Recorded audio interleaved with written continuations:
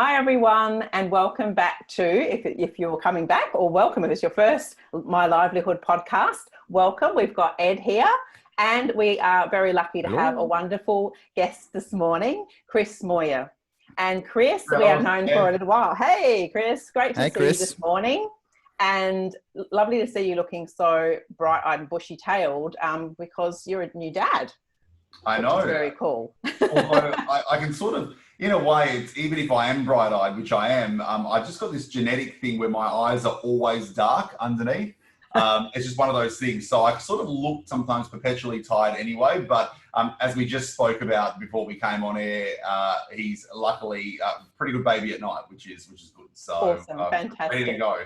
Fantastic. So I guess, introducing you as a dad is probably the utmost of importance, but you also happen to be a customer service expert. So Ed and I have known Chris for a little while now, and Chris, I know you do a lot of speaking and training and facilitating and consulting in the customer experience and customer excellence space. We'll get you to describe it properly in a moment, but that's how we know of you and see you around town and even in our environs of Subi. In fact, I was walking down Rockaby Road one day and I saw you being interviewed. So I had to sort of step past quietly, but you're a bit of a celebrity. Yeah, we've known each other for a few years now. So it's been, it's really good. It's always good to come back and speak to people that you know, and, you may not catch up for a while, but, whenever we do, I think it's great. So absolutely. Yeah, awesome. And Chris has been on my other podcast a few years back now.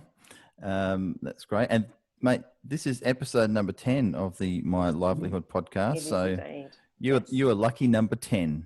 I know. Actually, you're not the 10th person. You're just the 10th episode, but you're person number 8. And I think in the last podcast I was like number 350 or something like that. So not quite that high, but it was getting towards the higher marks. But so it's great to have you on, mate, and catch up because you've had some things changing. You've had a few things that have been going on, and you and Lois have been connected with some things you're both doing through Thought Leaders, which is something we should probably have a chat about because both of you are involved with that and let people know. And you've also had a bit of a transition across to from your website to a new website, and we'll talk about that. And by the time this goes live, hopefully that should all be live as well. Fingers crossed. This is a good motivational tool. So, we're live, we're setting a promise. So I've got to deliver by the date it goes live. Yeah, fantastic. Well, that's going to be this afternoon as soon as we finish recording. No, I'm only kidding. Put the pressure on. Don't panic.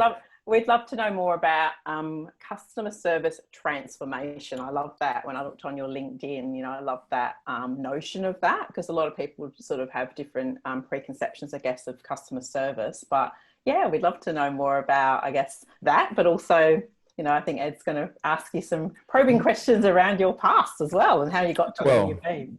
Yeah, we always want to have a history about where people came from. You don't have to go right back to when you were born, but why not? We can go back that far if you like. Well, but yeah, it's a good way to start, really. Yeah. Give us your history. Give us your history. Well, look, I always go back to when I was young, and I think it's one of those things. I have these vivid memories. I was always dragged out to visit people with my parents, and I hate. Well, when I say hate, I spent a lot of time, sitting there while my mum and dad were yapping to other older people typically, and I mean old, and my dad loved history, genealogy. He would always go see we're Croatians, so we'd see a lot of old timers from the old country who came to Australia.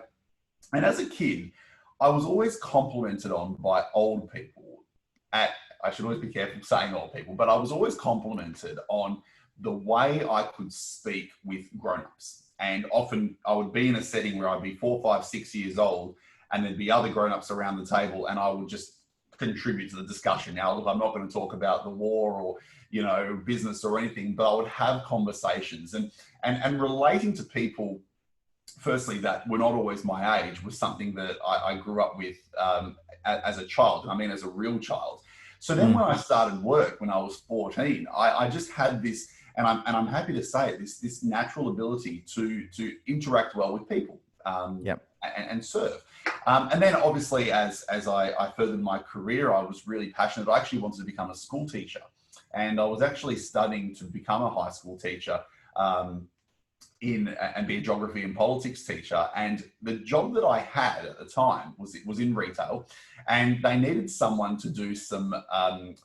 That the company had been bought out, and they were giving a new sort of training program to bring everyone up to speed. And there was about 500 staff, and for some reason I was selected. So they thought, you know, I'd be great at doing it. So I started delivering this training, and that coincidentally happened during the uni holidays. And then I said to my boss, or my new boss, I said, look, I'm going to go back to uni now. And the boss goes, well, it's either us or them, because we kind of want this to happen more full time. So I was faced with a massive crossroad career decision, and I decided that I'd drop the education component and just do the arts degree. And I know Lois wants to ask you about that later. Yes, I do. But just do the arts degree, and all the classes were at night anyway. So I worked full time delivering training and did my arts degree. So the 4-year degree turned into a 3-year degree. And then when I finished the arts degree, I had to do I think it still is the case, the Diploma of Education, you know, the DipEd, yep, to get that teaching component. Yep. But I thought, hang on a second, I'm really loving, you know, teaching adults. And by the way, adults can sometimes behave like school children anyway. So you get the best of both worlds. So at that point, I specialized in a Diploma of Tertiary and Adult Education. And it's not offered at many universities, but a few around the country.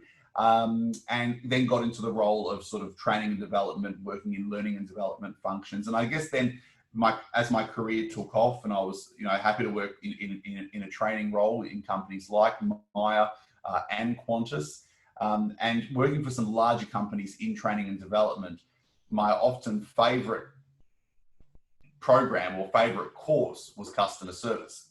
So I guess moving from being good at customer service to delivering customer service training, but also then when I moved into some leadership roles, working with managers and seeing, I guess, how important the manager is in customer service and customer service delivery, but also understanding that when you're in learning and development, there's this huge focus on return on investment. And I know that's it's a bit of a cliche word, but just to finalize sort of before I wrap it up, I guess,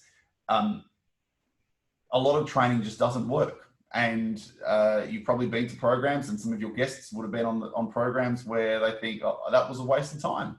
So there was this huge focus on, well, how can I develop, you know, a program that's really going to make change?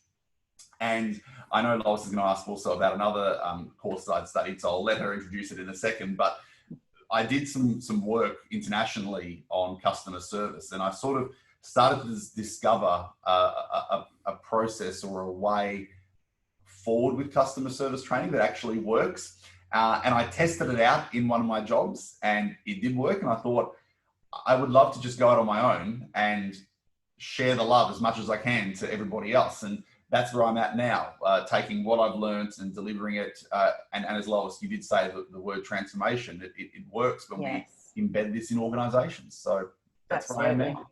That's fantastic, Chris. And I love that you wanted to be a teacher and then you are a teacher. It's just, you know, in different realms, you know, whether you're coaching, consulting, mentoring, facilitating, whatever it is, you know, you're helping people be a better version of themselves in whatever way. And I think what's great about that as well, though, for a lot of the people on the listening to the podcast, or whether they're watching or listening to it, is the fact that, you know, some people want to do that in their business, some people want to do that as a self-employed person in different realms, and others are trying to do that, you know, we're just making their way in the world.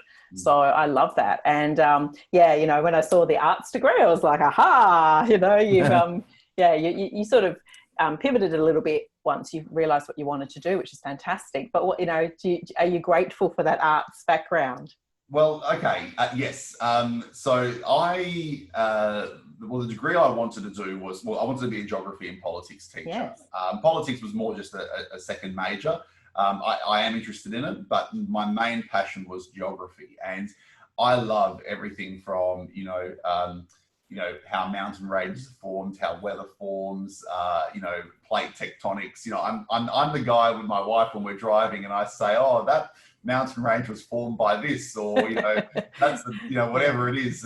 and I just love that. And I was just really good at it, and even mapping and sort of where demographics spread. And I just love that. So I was following something that I was really, really interested in, and I still very much am fascinated about it. But I guess I think I know what you're really asking. If I think about, well, what did I learn from an arts degree in general?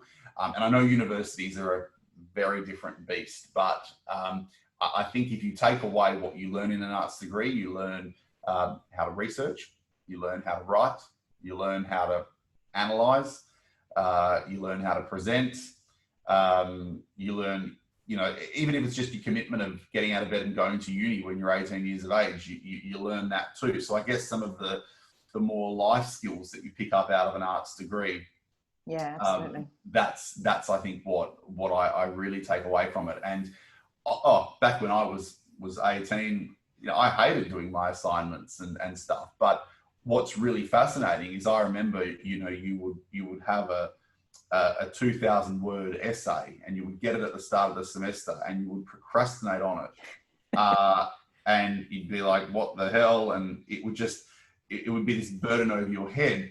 I can write a 2,000 word article or blog in an evening, 15 minutes between programs, and it kind of then comes down to, do you know what you're talking about? Do you love it? Exactly. Are you in flow? And I kind of sometimes wish that I could go back and redo my arts degree now and embed myself in that campus life and just gun my essays, because I didn't do it back then, but I'm doing it now. Yeah, brilliant. And it's all grown, and you've grown on it over time, which is brilliant. I love that. And I was thinking, actually, when you said about mapping, I was thinking of a bit more theoretically. And I know in your office there, you've got a massive whiteboard at the opposite side of where we can see. That might be right. You always hear about how people think. And I, to be honest, do love models, and I love sort of being able to draw things and stuff. I guess I am very, very big picture in a way. So who knows, that might have been sort of some ability that was hidden there. Yeah, that's right. And even with the geography and your love of travel and you've been back to Croatia, is that right? Visited so there. I try and go every couple of years. When I said back then, my dad was very obsessed in history, and he still very much is in his retirement. And I think, it did take me till about the age of 20 to 25 to actually kind of pay attention. But now we love it. And look, I hope when all of this COVID stuff is over that, my son and my wife can go back there again. And it'll be good. But no, I do travel quite a bit. That's fantastic. So, I think that's a connection with you and a lot of other people, because as people in Western Australia, we do love to spread our wings when we're allowed to and travel the world. And I think it's a big connector with people. So it's great that you have that. But I was also thinking of mapping the customer journey, that whole idea of, those touch points and all of those sorts of things. We should change my title and call myself like a customer service geographer. That might be what happens. Yeah. There you go. We might give you a transformation. I'll ask Eddie if it's going to yield some good SEO. True. Stuff, Maybe not, but it doesn't matter as long as it's interesting. Yeah. But it's I think customer service, because the episode we've had before you've come on, Chris, was with John Blake, who is a specialised in sales training. Don't know if you know John, another Western Australian gentleman, and we were talking about, there's a whole process involved with doing marketing and then sales, and all tied in with that is some type of customer experience and service from the beginning to the end. But it often seems like it's an afterthought. And I know the word often gets bandied around that, businesses are big on customer service, but often what they say doesn't reflect it. So in terms of how you got involved with customer service, what was your first inkling of saying, look, this is an area I want to get good at and start working in? Yeah, so what sort of really, as I said, I was always delivering it. And I think if I could be a little bit critical to, I think, what the common stereotype of service is that a lot of people think, to be absolutely honest, that if you were to do a customer service course, that course would involve smiling, eye contact, hand gestures, and being able to ask open-ended questions. There you go, done. Yeah. Now, to be frank, that's communication. Now, communication, especially for people who don't know how to communicate well, it's gold. And communication is, of course, an integral component of service. When you're serving someone, you need to communicate with them. But eye contact and smiling is not what it means to serve. And I think that was the sort of the first realization that service is something deeper.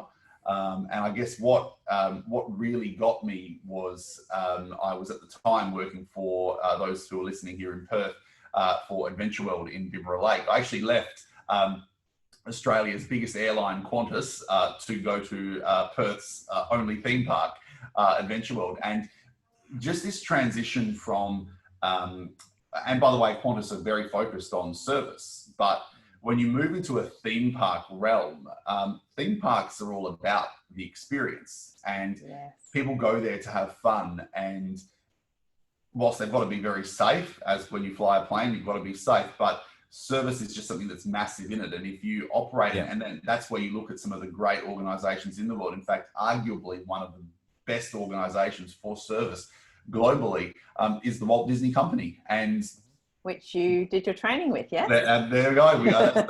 Segue.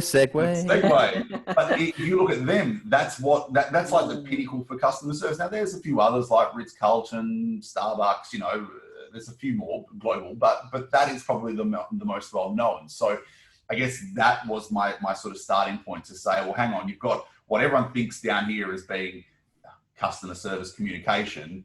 Then you've got this whole stratosphere up here, and that's where I want to play. That's what I'm interested in. Brilliant. Yeah. And I guess that's about creating happy memories, isn't it? So it transcends the moment. It's not like you just go, have a good time, go away. You've got some happy snaps. It's actually like living, breathing, remembering, telling other people and the ripple effect of that. Absolutely. And this course, I'm guessing you're going to ask about it. So the course that I did was in Orlando, and it was at the Disney Institute, and I cannot recommend that organization. If anyone out there wants to study the Disney way, you can study at the Disney Institute, and it's just a great opportunity. And I remember I was in the program with, I always felt out of my depth. I was the only one from Australia. And there were, people from, like, one of them is Baxter Healthcare. It's an American brand. Yep. Know it. And the person in there was like the global head of L&D or HR or organizational development. And there were some other massive companies where they had all of these execs in there. And when I say out of place, I felt out of place just because I was working for a theme park, whereas they were all working for these big organizations. But what I loved is when, I'm not saying I was the best student. That's not what I mean at all. But when they were talking in the program, I was just falling in love with the content more and more and more. It was so easy for me to relate to, well, I've got this service mindset. What are they talking about? What does it translate to? All that sort of stuff. Whereas you've got these execs in massive companies that produce pharmaceuticals, whatever it might be, or produce, sonography machines or what have you. And service is so important to them too. And they're the ones that are like struggling to really get that service has a place. And I guess the course inspired me. I then came home, developed some of my own content, my own thinking about it, tested it. But then now, having seen those other people in that room at the Disney Institute and seeing that service is not just for someone over a counter face to face, it's so much more. It's almost like a challenge that I'm trying to strive for. And it's sort of what I want to do, hopefully for the rest of my life, Yeah, fantastic. And what great networks going into that. How long was the course? Look, it was only a week, but a pretty solid week, sort of 7 days. And it's one of those things, it's an executive education center, and, they, you would do your coursework during the day, and then you would actually get free tickets to go to the park at night, and you'd stay in a Disney hotel, and it was just amazing, and just the way they deliver it. Seeing sometimes 4 facilitators sort of do a program at the same time, I thought the craft was just great.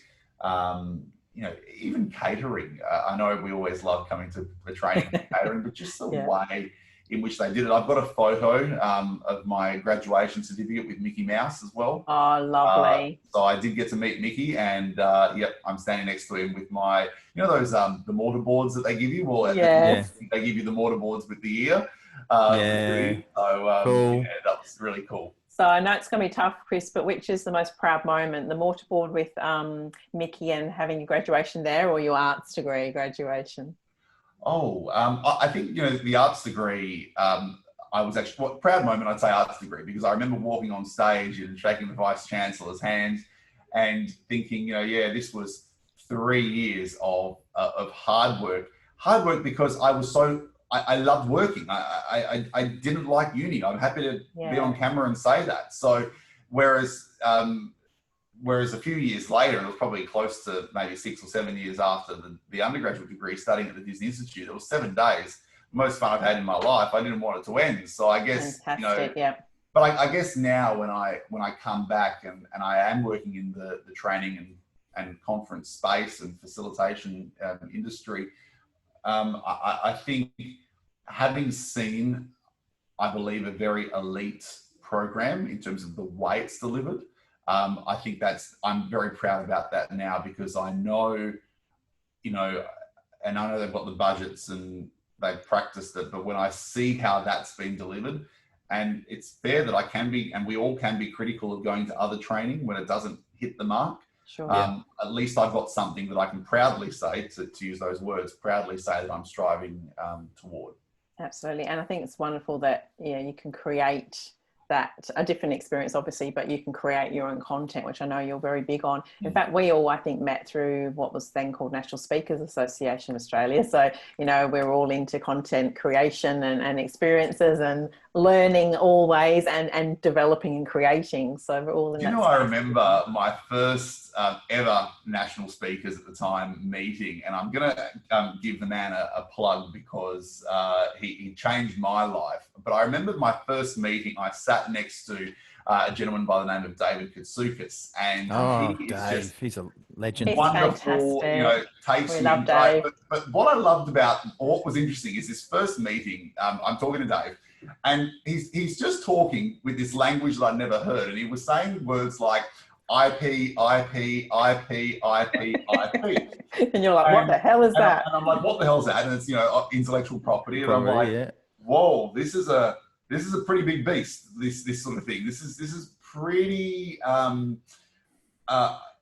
guess, overwhelming, because National Speakers doesn't prepare your IP. You've got to do that yourself. And when you see all these other people with great IP, it's almost, and if you're in a room and you don't get it, it's kind of like challenging, because you can't break out of like what is IP? How does it work? How does the industry work with IP? And I'm so glad, and I hope David is watching, but I'm so glad I sat next to him at that meeting, because I guess, just at that early point, understanding, truly what it's like to have your own intellectual property, and how important it is to not only catalog it, but come up with it and continually refine it, and all of those sort of things like that. It's just gold. So actually, we'll have to get it. We'll have to get him on the show, actually. Yeah, we definitely will, because David has just been a prolific creator. I think you sat next to the most prolific creator you could. And of course, it's Professional Speakers Australia now, for those of you who are Googling NSAA and can't find it. It's Professional Speakers Australia, which is a great organisation that helps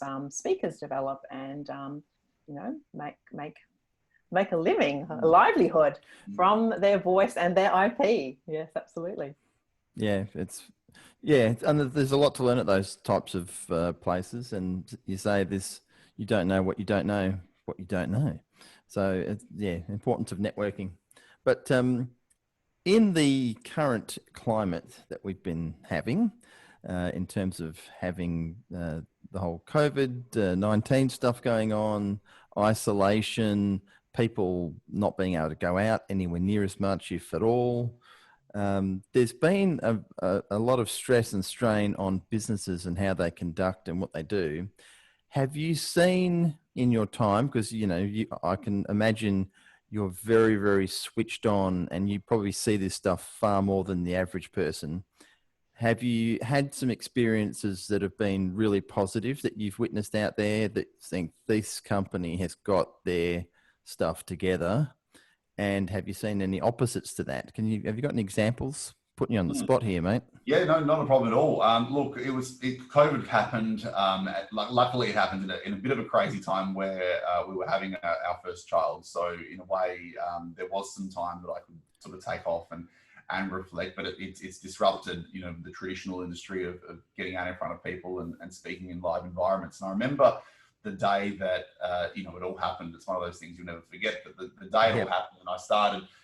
Looking at, your calendar start to dwindle for those immediate sort of first few weeks.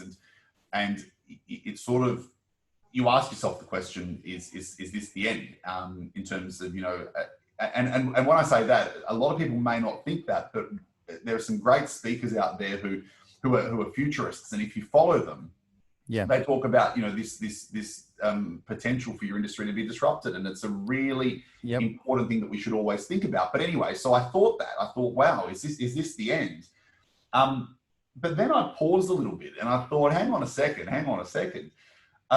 If anything, customer service or being of service to others in COVID is technically more relevant than it ever has been before. In fact, if there's ever a sort of a thing for us to ignite, start something on fire and say, trigger some change, it actually is COVID. Now, I don't mean there are probably people watching this, and I don't want at all to say that is a great silver lining and, it doesn't come without challenges, because of course it does. And I didn't want that to come across. But when I think about what's happening in business in this day and age, it has to be stemming from service. So to sort of come to your examples, I think I'll give some, let me just give a very big example that everyone will relate to, and then a small one from myself. But, firstly, businesses are under scrutiny regardless, but more so during COVID. And it just boils back to the question, is this right? And does it pass the pub test? And, when you see businesses like, for instance, Centrelink, who struggle, or Australia Post struggle to cope with demands of delivery. And it's funny because Australia Post is actually a delivery business. They struggle.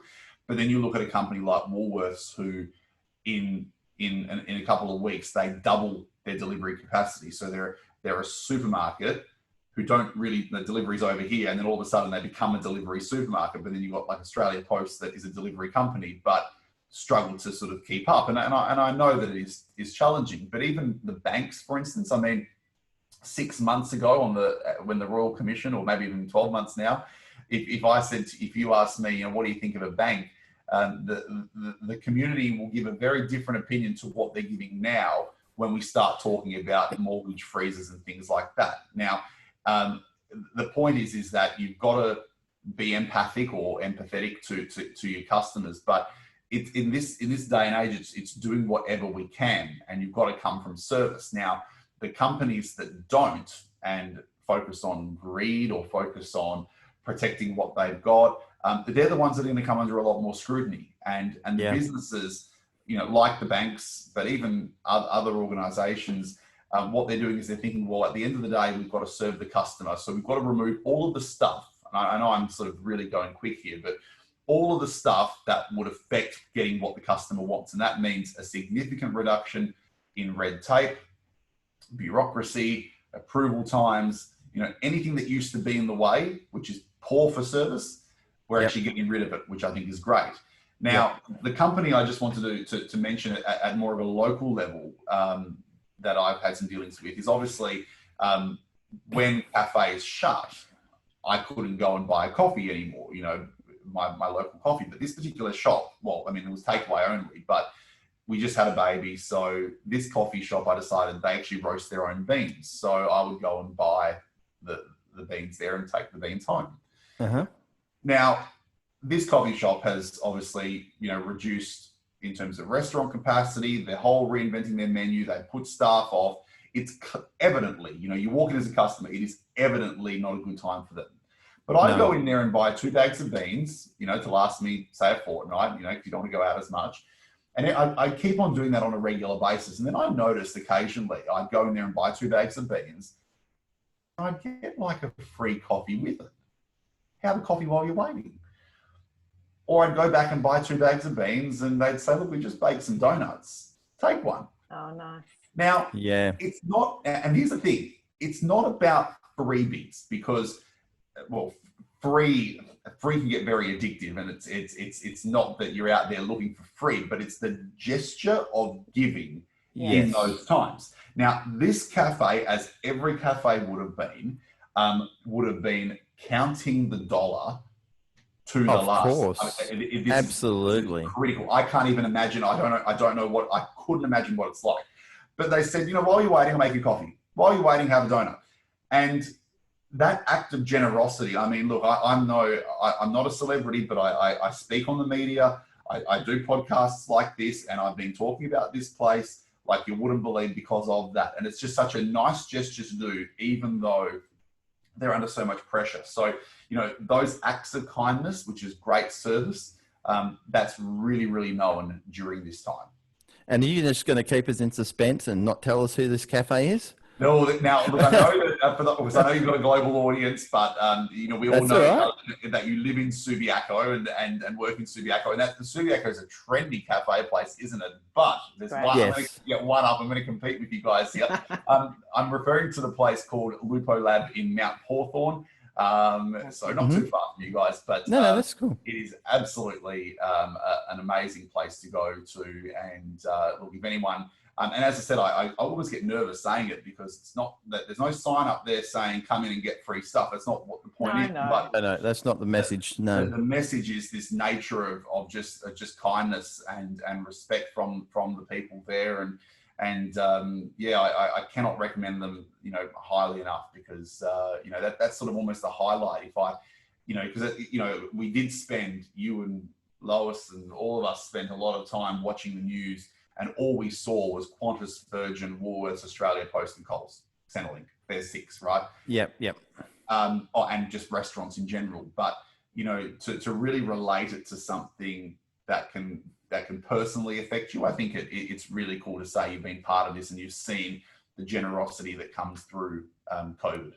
Yeah. I think it has been, say, again, you mentioned it's not a silver lining to this. There really isn't a silver lining, but it is, a lot of things have been accelerated that would have taken years to happen. And the red tape had to be cleared. So sometimes it takes these huge events to move things forward. And I think one of the benefits of all this happening will be those things. If we could, go back and not have all things that have happened and have it the way it was, probably most people would say, yes, we'll do that. But that's not how it is. So you've got to take some good from all this stuff that's been going on. You've got to find some of the positive stuff that you can actually go, well, this is great. This has happened because of this. Yes, all this other crap's going on, but there's something good. So you've got to find some good in the negative.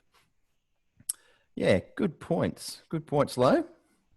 Over to you. Yeah, well, I wanted to ask about Chris. Actually, before I ask about this, I was on your LinkedIn this morning, having a bit of a stalk there. And it's funny, some people don't realize too, when you do connect with someone on LinkedIn, you get a bit of a snapshot quickly of them and what they've written about themselves and things like that. But also you get the last bit of activity, and just something that I thought, oh, that's lovely. That's Chris, because it was like, congratulations, name, and then a comment, and then someone else, congratulations, and something else about them, and then it was awesome initiative and their name. And I just thought, even back to your earlier point about it isn't just about smiling, about being nice to people and all of that, that communication skills. It's like you just have that in spades, and then have all of the expertise and the knowledge and the know-how and the thought leadership behind it as well. So that's what I really admire about you, Chris. And I thought it was just funny because I didn't go looking for it, but I saw it and went, oh, how nice. you're congratulating others and reaching out and, just being you. And I think that's probably the bit what I heard there was authenticity, that the cafe wasn't, the cafe owners weren't just going, oh, here, we'll look good if we give a free thing. They were just simply doing it because it seemed like the right thing to do, exactly what you were saying before. So that's awesome. I just, for my career hat on, I wanted to talk a little bit about, or get your perspective on, you know, when people are in a work search, because we're talking My Livelihood, and a lot of our listeners are maybe portfolio careerists. So they're doing, you know, they might have a business and it's maybe smaller or it's bigger, or and they maybe also work in a contract situation or for an employer. And of course, right at the moment, there's a lot of disruption, and people who had something pretty solid going on suddenly don't have something quite so solid, but they may be transitioning, and all of that's going on. So it sprung from a conversation I had with a client the other day. Actually, she just interviewed and she thought she'd done okay. It's very hard when you say, how did your interview go? It's like, I don't know. But she thought it went pretty well. And I just happened to say, well, then, did you send a note afterwards? And she said, oh. And, you know, it was the first one and it come up very quickly. And so we hadn't really got into that too much prior. But it's an interesting thing, isn't it? Is that no matter really what interaction it is, that there's that element of thinking through a customer service or customer experience lens. So do you have any insights into that sort of thing? Yeah, I mean, well, look, the action, firstly, a personalised handwritten note is, it can go such a long way. And there are many people out there that talk about it, and it applies to customers, or it applies to, well, even internal customers, like a prospective job applicants, or whatever. The handwritten note goes a long way. Why? You know, I don't really know why, but we're all used to dealing with emails, you know, letters, bills. You know, we sort of lose that touch that a personal note is really good. It's from the heart. You've taken the time to do it, especially if it's in a large company where there's executives, you know, that the CEO actually, you know, managed to write, you know, something with their own hands. I have to give another plug, someone who we know in the industry. I've got it right here. Suzanne Waldron, she has just published a book. I immediately ordered a copy. It's on its way. But in the mail, I got a handwritten note. You can see it here. It's a handwritten note with just an excerpt of the first page, or the first few pages, saying, look, here's a quick little note to say hi, and here's the book. That is lovely. Now, here's the key thing. Is it the letter? I mean, okay, yeah, the letter itself is great, but what the point is, and what I think service really is it's about coming up with the idea that that's what we should do. Yes. For anyone in the company, not just the CEO, to say, do you know what, I'm going to write a letter because I think that's going to be the right thing to do. That's where it's all at. The letter itself, look, I'm not saying no credit, but to get to a letter, you've got to decide to write the letter, I guess. And and that's what I really think for people to, and you know what? Sometimes you don't write a letter. Sometimes, and this is the thing where I'm almost getting sort of fired up, but this is the thing that you can't go into a room of people wanting to be better at service and say, right, get your notepads out. Rule number one, write letters, because it doesn't work like that every time. Sometimes you won't write a letter. Sometimes I don't want to receive a letter. Sometimes, and it's almost like you've got to see the opportunity. And when you recognize that opportunity, that's when you act on it. And in this case, a letter was great. Yeah, so that's what it means to serve. It's about recognizing the opportunity or identifying the opportunity, and then you deciding what you think is right in that instance. Absolutely. I ordered, I'll give you a bit of a glimpse of my fast food spending habits, but I remember a while ago we ordered some Baskin Robbins on Uber Eats. And even on the side of the bag, it was like, enjoy your ice cream, smiley face. And again, it's like, so this person, and I guess there's someone who's just in retail, a younger person. This is really nice to see. They've gone and scooped some ice cream, they've chucked it in a bag, closed the bag, and then they've just got a pen or a text and written on the side of the bag. Something small like that, you notice it. It's a great experience. And it's brilliant, isn't it? Do you think, I mean, look, I want to give international companies a bit of credit, but do you think someone at the American Baskin Robbins induction program said write notes on the side of bags? I don't think so. I honestly think it came from a place of someone's heart saying that's what I wanted to do in that moment. So yeah, and I guess it's how you receive it. So if you felt that, then it did the right job, even if it was on a memo. You will do it this way, you know, if it landed right with you. And I think I'd noticed with some of your work, Chris, about personalization and individualization. So around really getting to know your customer really in depth. And look, I know we could talk for 5 hours on all this stuff, but I think we probably should actually. But I love, you know, the 5 love languages, which is a great book of itself, you know, a relationship book. And then there's the 5 the 5 languages of work appreciation or something like that. So it's another book that Gary Chapman wrote with an org development consultant. So almost around, well, what does this person want? And trying to obviously meet that in some way. So I think that's lovely, isn't it? It's like you were saying, if you receive a note, but some people like words of encouragement, and you know, some people love the social media environment, others don't. They'd much prefer a written note. So it's kind of getting to know, isn't it, who you're reaching and understanding them. And that comes through individual interactions, learning new customers, getting to know them a little bit more. But then at the same note, and I want to just add this as well, just because sometimes we can sometimes get too caught up in amazing stuff. But there's these cliched sayings out there, and they make me sort of shiver a little bit. Things like go the extra mile or exceed expectations. Now, there's some good truth in it, but what about the customer that doesn't want their expectations exceeded? What about the customer that's happy with the current mile, not the extra mile?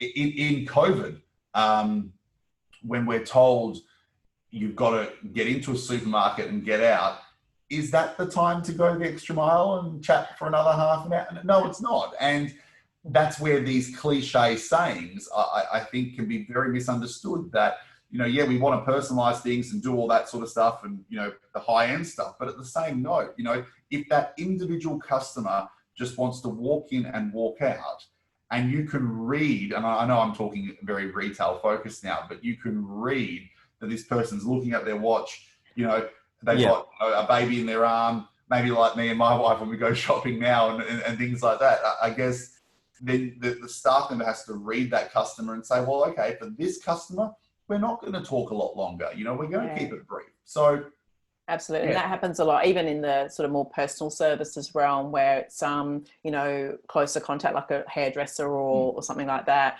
Yeah, you know, sometimes you do want to chat, and other times you maybe have to do some work, and other times you just want to chill and shut your eyes, wake up and your hair's very different to what you anticipated. But yeah, absolutely. So I think that's almost that very much a deeper level, isn't it? And really using your intuition and your gut instinct with people as well. But I imagine on a larger scale, when you're with companies, systems like, you know, having systems to track you know, information and results and things like that. Is that something you get involved with?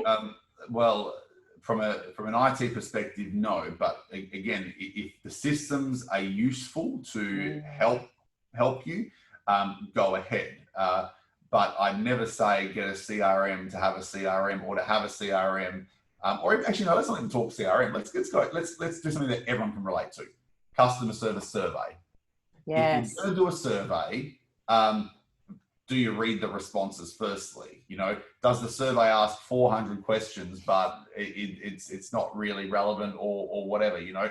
So start too invasive. Some of them are so invasive, aren't they? Exactly. So if you're going to use it and it's going to be useful to the business, then go right ahead. You know, I mean, the Ritz-Carlton global hotel chain, I mean, they have a CRM system that captures, for instance, that if I go and stay at a Ritz-Carlton in Dubai and order this type of beer, that type of beer will be offered to me when I stay at the Ritz-Carlton in Miami, so to speak. Amazing. You know, where I leave my window shades in my room, my room will have the setting of those window shades in the next place, you know, so that's, you know, really great and really useful, you know, for that sort of hotel and for that sort of impact. So as long as, definitely use it, but as long as it does make a difference.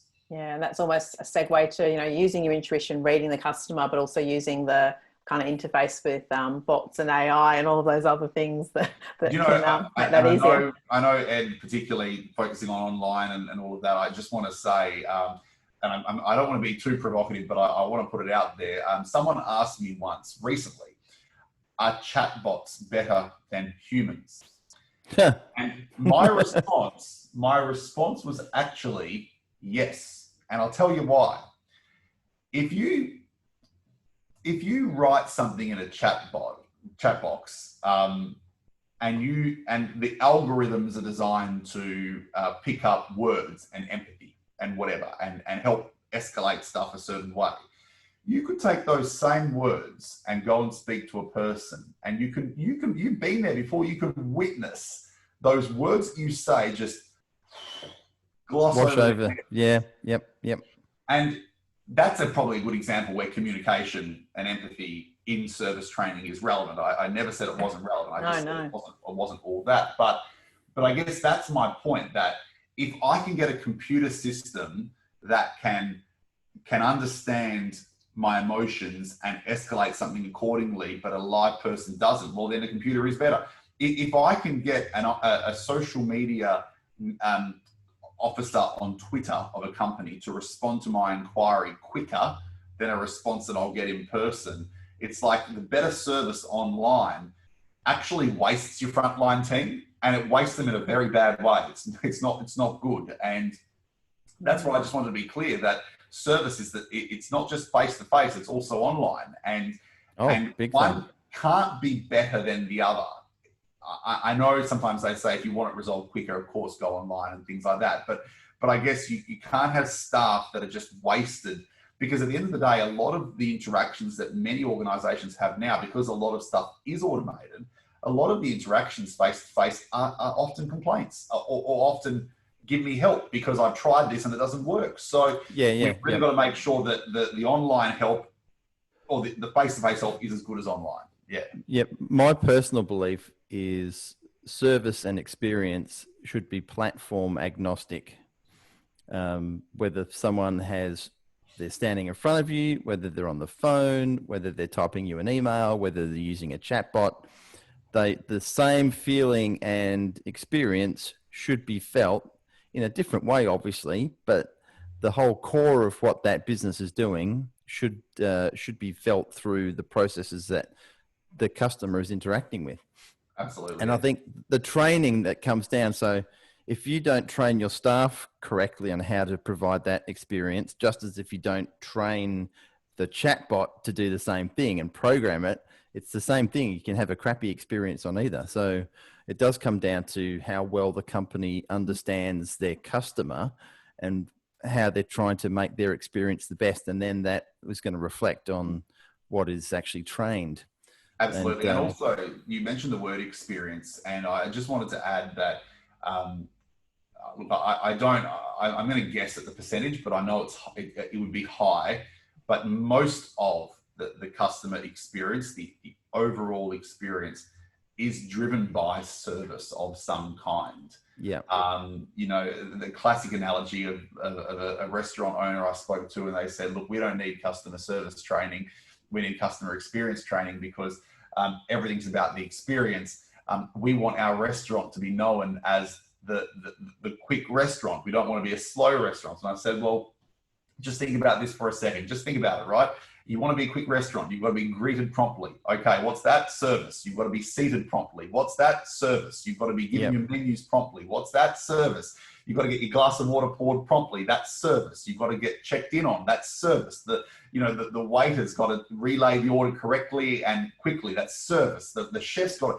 So all of these actions that create this quick experience or the seamless experience come down to individual acts of service. So service drives, I guess, 90 to 95% of the overall experience. Yeah. Yeah. Brilliant.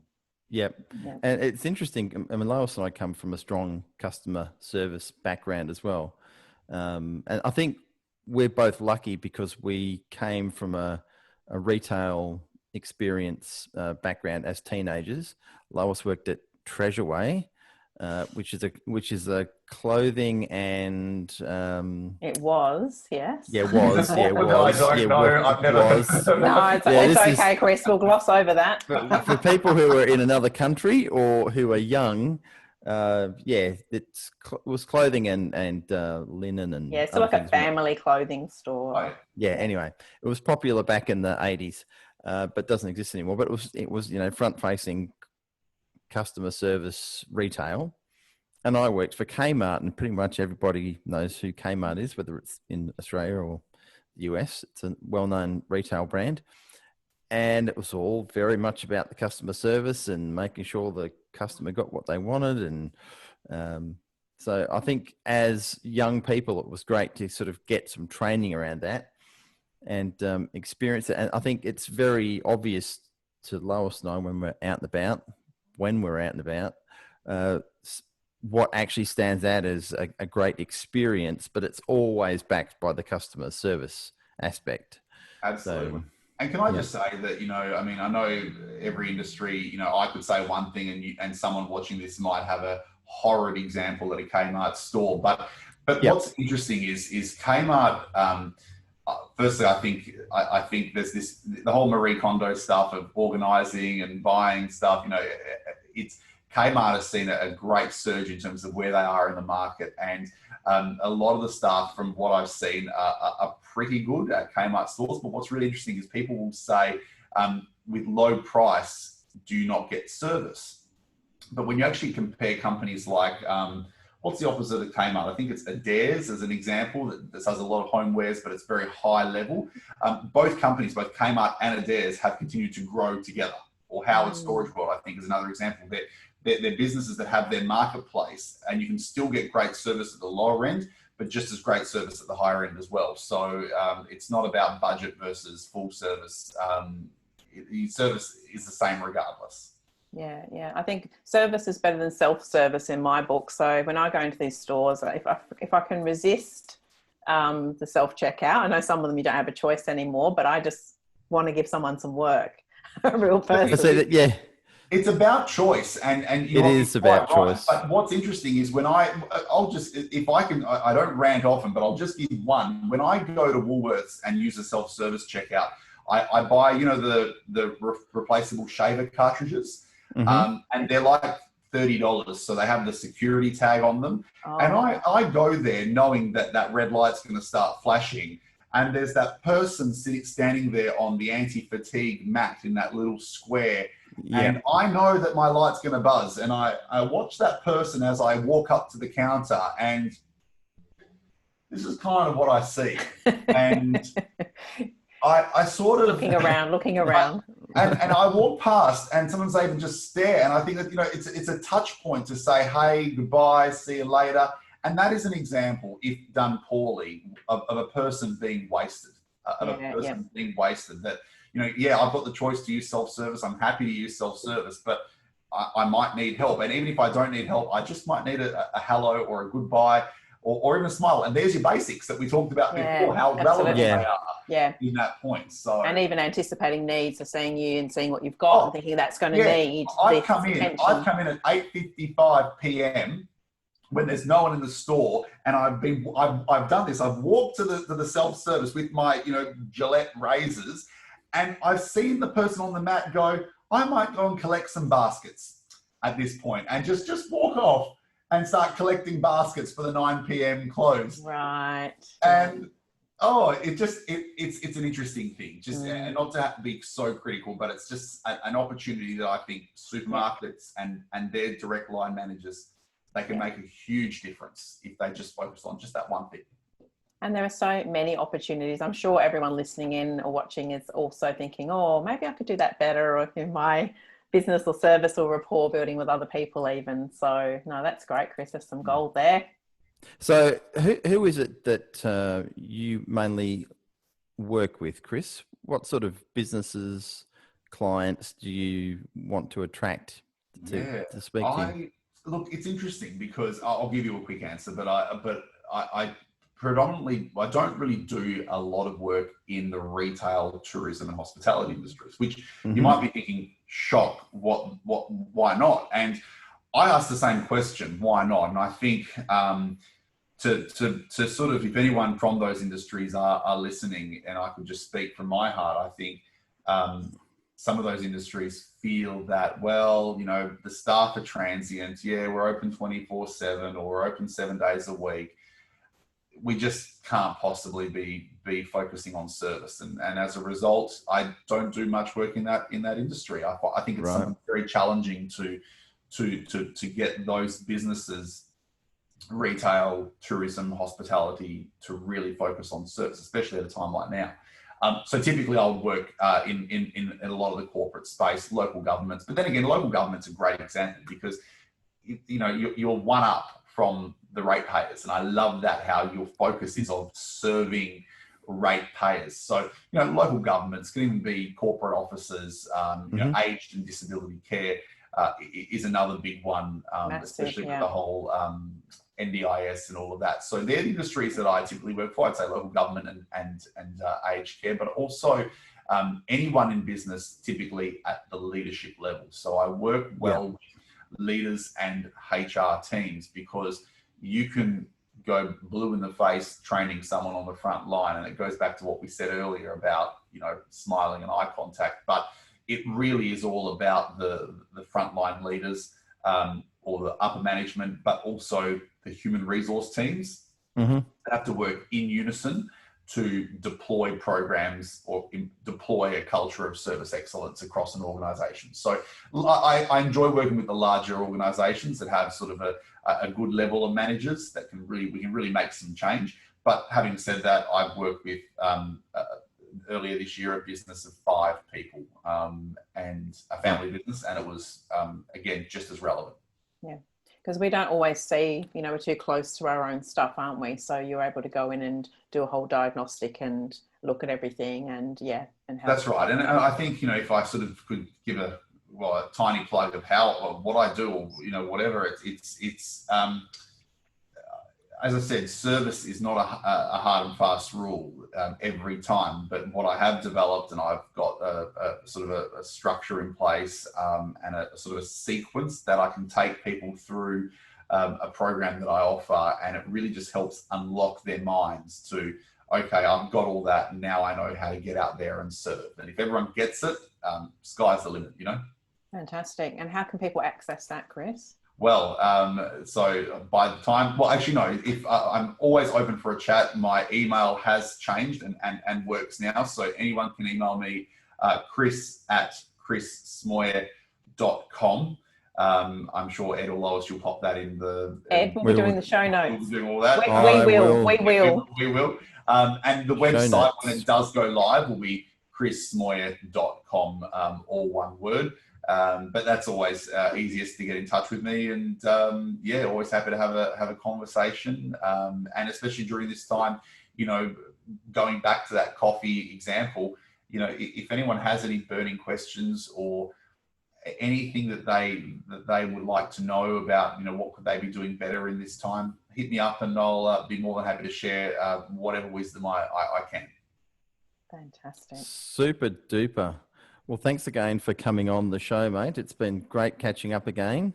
One of the most important topics in business, I think, is customer service and experience. It can make or break you ultimately. And Chris is the man. So hit him up, leave some comments on whatever platform you're listening to or watching this on. And it's been great having you on. Thanks, Lo, for your wisdom from Career Wisdom. And thanks, Chris, for your wisdom too. Thank you, Ed. Yes. And Lois. I can call you Lo now, can't I? You can call me Lo. Cool, Lo.